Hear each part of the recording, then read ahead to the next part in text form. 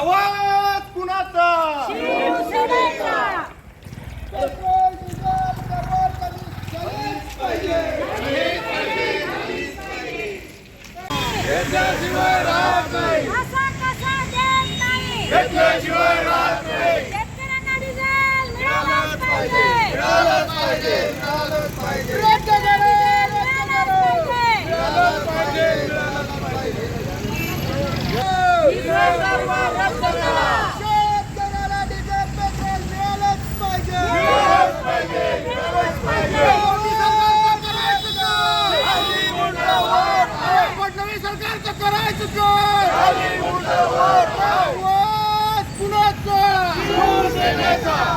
उद्धवसाहेब ठाकरेंच्या मागे बढो. हम तुम्हारे साथ हैं. आवाज कुणाचा? पेट्रोल डिझेल दरवाढ करण्यात आली आहे आणि प्रामुख्याने शेतकरी जो आता ऐन हंगामाच्या तोंडावर त्या ठिकाणी सगळी कामं डिझेलवर त्याची चालतात, त्या ठिकाणी पेट्रोल पंपावर कॅन मध्ये डिझेल आणण्यासाठी जातात, त्या शेतकऱ्यांना नाकारलं जातं. डिझेल मिळत नाहीये. खूप मोठ्या प्रमाणात शेतकऱ्यांना याचा त्रास सहन करावा लागतोय, सामान्य नागरिकांना त्रास सहन करावा लागतोय. खरं म्हणजे शासनाने एकीकडे फारच केलाय.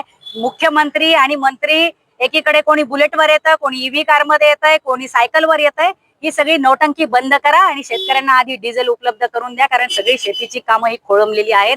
शासनाने जर त्यांच्याकडून होत नसेल तर हे नाकर्त्या सरकारने आपलं नाकर्ते पण मान्य केलं पाहिजे आणि सरळ सरळ राजीनामे दिले पाहिजेत.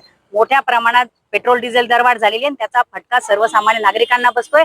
मोठ्या शहरांमध्ये नसेल, परंतु बुलढाणा, वाशिम सारख्या लहान शहरांमध्ये आज मोठ्या प्रमाणात 12-12 तास रांगाच्या रांगा डिझेल पेट्रोलसाठी लागलेल्या आहेत. हे सगळं जे चित्र आहे ते भयंकर आहे आणि याच्या पुढेही संकट मोठं आहे. शेतकऱ्याची पिळवणूक थांबवा आणि शेतकऱ्याला त्याला ज्या ठिकाणी जिथे डिझेल लागत असेल त्याला ते उपलब्ध करून द्या त्याच्या शेतीच्या कामासाठी. या मागणीसाठी आम्ही या ठिकाणी आज आंदोलन केलेलं आहे. मोठ्या प्रमाणात शेतकऱ्यांमध्ये, जनतेमध्ये रोष आहे, सामान्य नागरिकांमध्ये रोष आहे. मोठ्या प्रमाणामध्ये पेट्रोल डिझेल दरवाढ तर झालीच, परंतु दरवाढ केल्यानंतरही पेट्रोल डिझेल हे सहजासहजी उपलब्ध होत नाहीये. प्रामुख्याने शेतकऱ्यांची खूप मोठी कुचंबना केली जाते आणि एकीकडे मोठा काळा बाजार या माध्यमातून होतोय.